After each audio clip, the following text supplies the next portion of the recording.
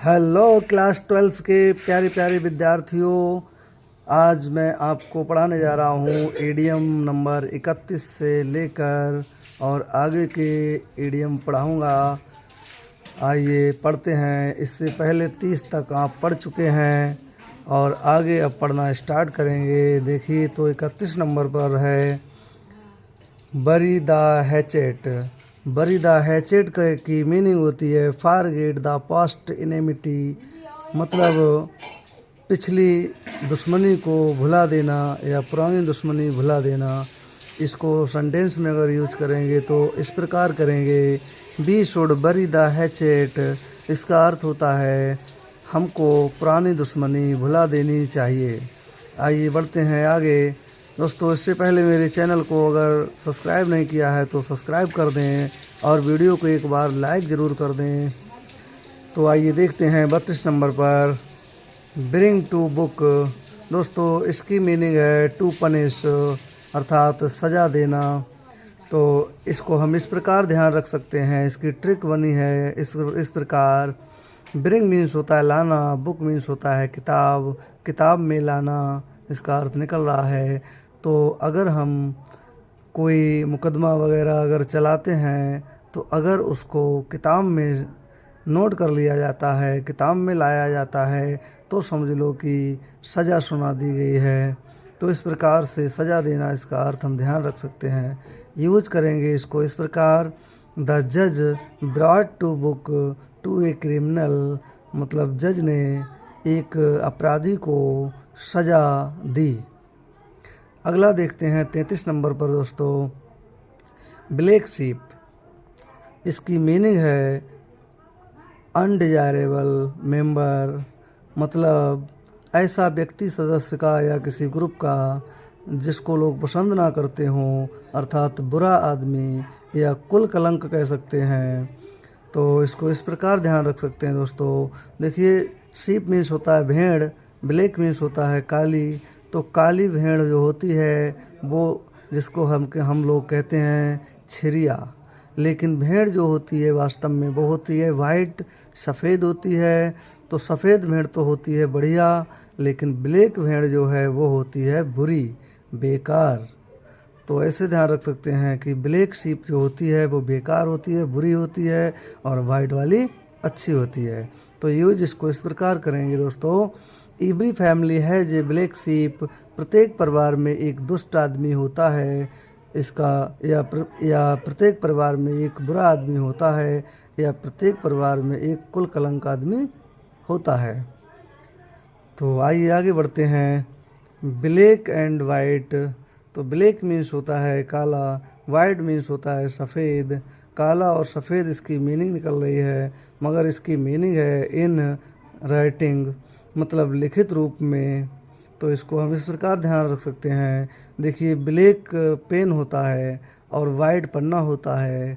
तो ब्लैक और वाइट मतलब काले कलम और सफ़ेद पन्ना का मतलब क्या हुआ कि लिखित रूप में, मतलब कोई चीज़ लिख रहे हैं हम या लिख कर दे रहे हैं तो लिखित रूप में इसका अर्थ हम ध्यान रख सकते हैं।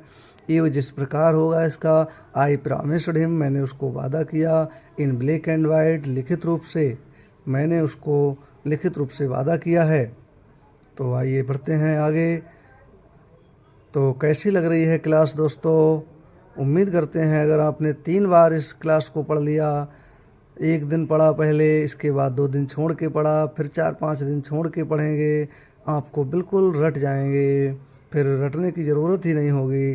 ट्रिक बहुत ही अच्छी बता रहा हूँ मैं आपको। तो देखिए आगे देखते हैं 35 नंबर पर, बेल टू कैट। देखिए बेल मीन्स होता है घंटी, कैट मीन्स होती है बिल्ली, टू मतलब के लिए या को, मतलब बिल्ली को घंटी। मतलब इसका अगर मीनिंग देखें तो मीनिंग है lead, to lead in danger, अर्थात खतरा उठाना या खतरा मोल लेना।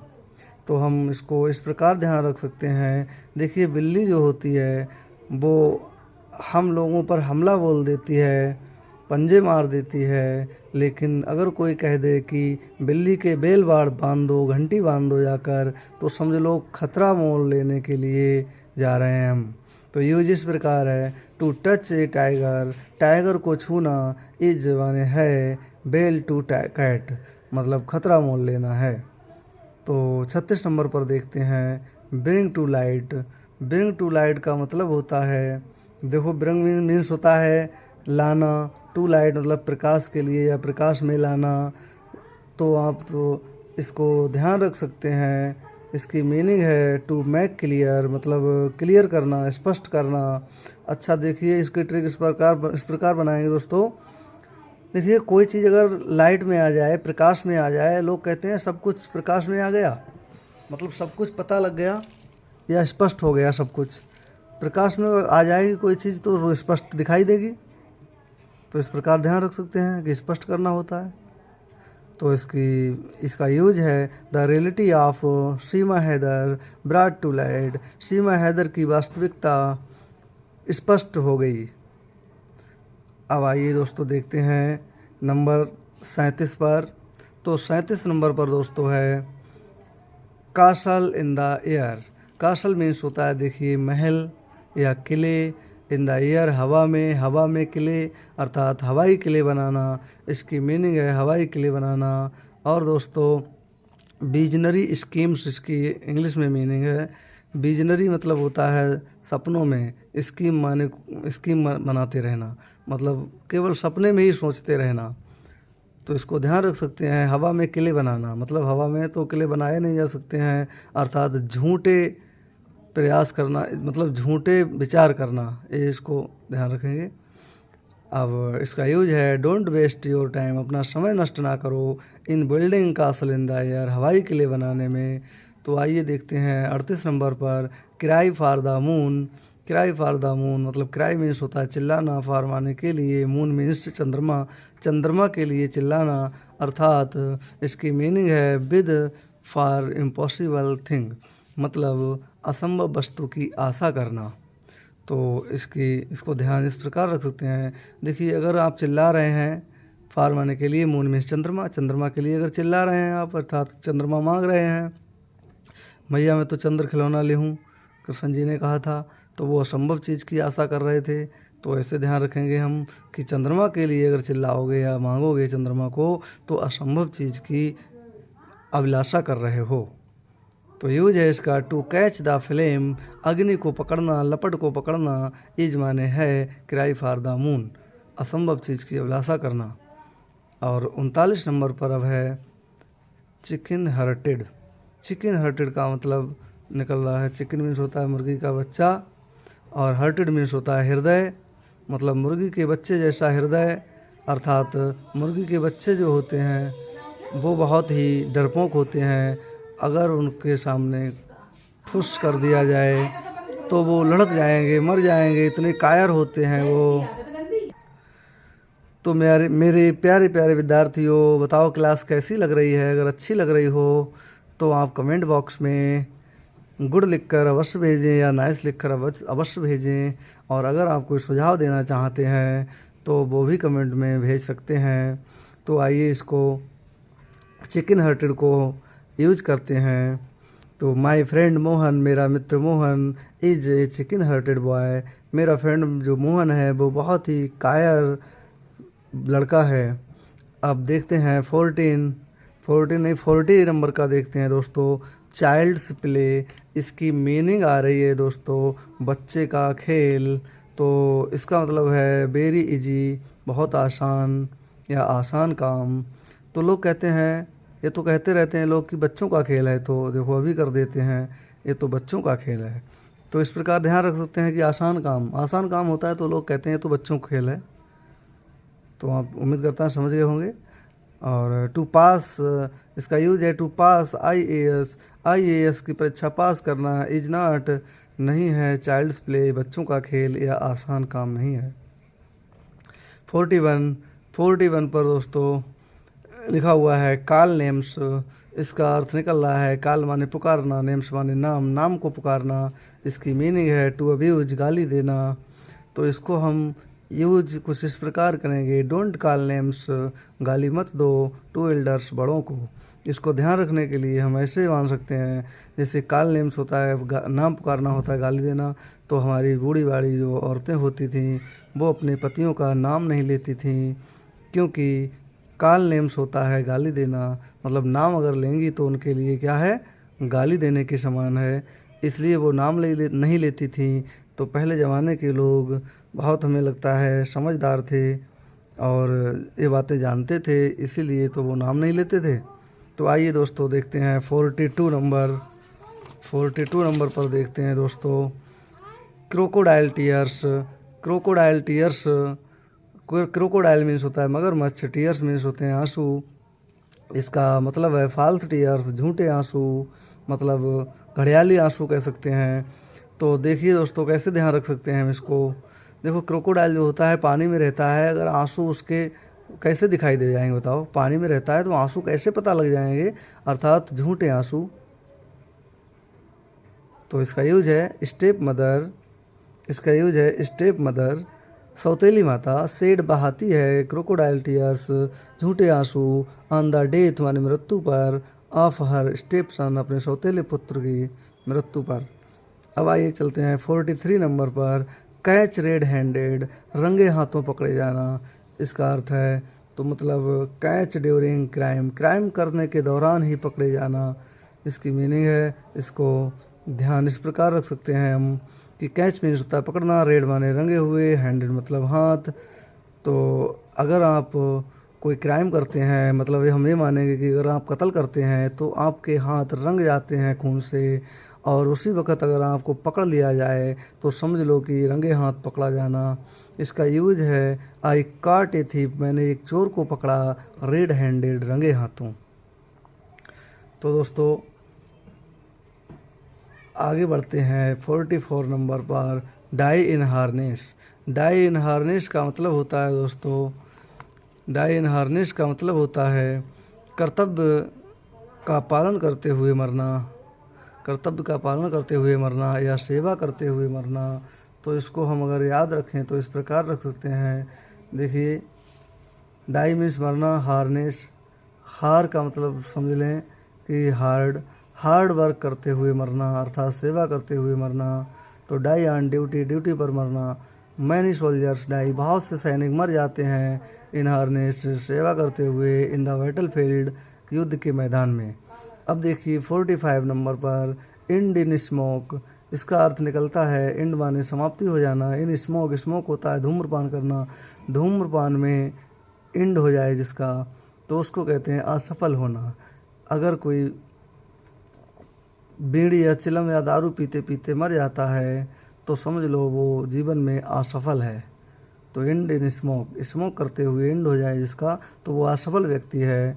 टू इंड इन नथिंग, मतलब इंड हो जाए जिसका, नथिंग माने कुछ भी ना करते हुए।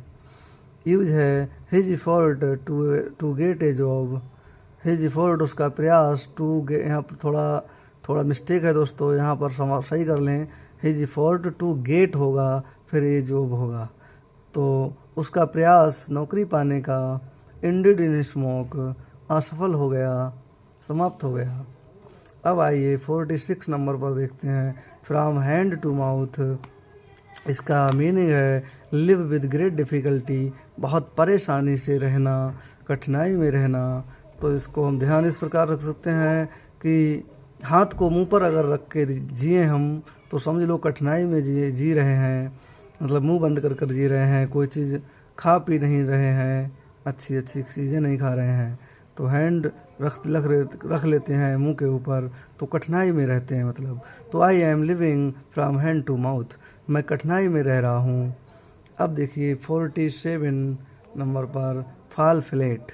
फाल माने गिरना होता है, फ्लैट माने होता है समतल या सीधे सीधे बिल्कुल।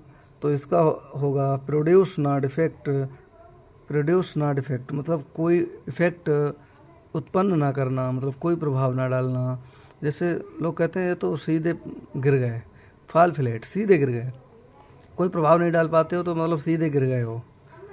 तो इसमें है माई एडवाइस फाल फ्लैट, मेरी सलाह प्रभाव नहीं डाल पाई, ऑन माई फ्रेंड, मेरे मित्र पर।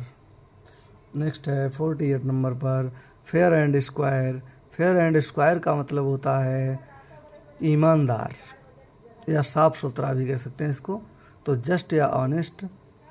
अब इसकी देखो, फेयर मीन्स होता है सुंदर, स्क्वायर मीन्स जानते हैं आप, उस पर और वर्ग लग जाए दो तो मतलब और ज़्यादा डबल सुंदर, तो मतलब ईमानदार बहुत। तो my friend is fair and square in his dealing, मेरा मित्र अपने व्यवहार में बहुत ही अच्छा है या ईमानदार है। अब है 49 नंबर पर। तो 49 नंबर पर दोस्तों है फूल्स पैराडाइज। देखो, फूल्स माने होता है मूर्खों का, पैराडाइज मीन्स होता है स्वर्ग। तो मूर्ख का स्वर्ग अर्थात मूर्खतापूर्ण अभिलाषा करना, मूर्खतापूर्ण अभिलाषा करना मतलब।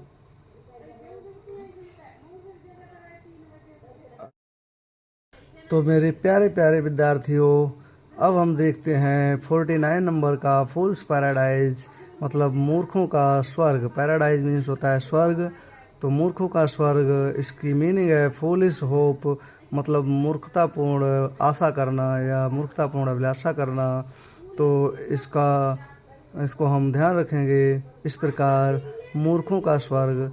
तो मूर्खों का स्वर्ग क्या है? देखो, मूर्ख लोग होते हैं वो कुछ भी चीज़ की अभिलाषा करते हैं। तो टू पास AIS पास करना विदाउट हार्ड वर्क, बिना परिश्रम के, इज माने है ए फूल्स पैराडाइज, मूर्खतापूर्ण अभिलाषा है। अब देखते हैं 50 नंबर का। तो ग्रीज द पाम। देखो, ग्रीज मीन्स होता है रगड़ना और पाम मीन्स होता है हथेली। हथेली का रगड़ना मतलब ब्राइब करना। ब्राइब मतलब होता है रिश्वत देना। लोग कहते हैं हथेली गर्म कर दो, उसकी मुट्ठी गर्म कर दो, वही चीज़ है दोस्तों यहाँ पर। अगर मुट्ठी गर्म हो जाती है समझ लो रिश्वत दे रहे हो उसको। तो यहाँ पर यूज इस प्रकार है, we should not grease the palm, हमें रिश्वत नहीं देनी चाहिए टू एनी ऑफिसर, किसी भी ऑफिसर को। अब देखते हैं दोस्तों 51 नंबर का गेट राइड ऑफ। तो इसकी मीनिंग है बी फ्री फ्रॉम मतलब छुटकारा पाना। तो we should get rid of our bad habits, हमें अपनी बुरी आदतों से छुटकारा पाना चाहिए। इस प्रकार यूज है इसका। और गेट ओवर का मतलब होता है सफल होना। देखो, गेट मीन्स होता है पाना, ओवर मीन्स होता है ऊपर।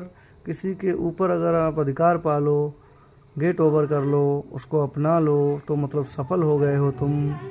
तो यूज और बिन होता है इसकी मीनिंग, ओवरकम भी होता है जीतना और सफल होना।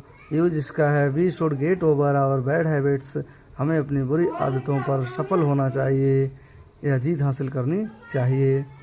तो आज के लिए इतना ही दोस्तों। उम्मीद करता हूँ आपको क्लास अच्छी लगी होगी, और अच्छी लगी है क्लास तो क्लास को ज़रूर शेयर करें, लाइक करें, सब्सक्राइब कर लें चैनल को अगर आप नए हैं तो आज के लिए इतना ही बस। धन्यवाद विद्यार्थियों।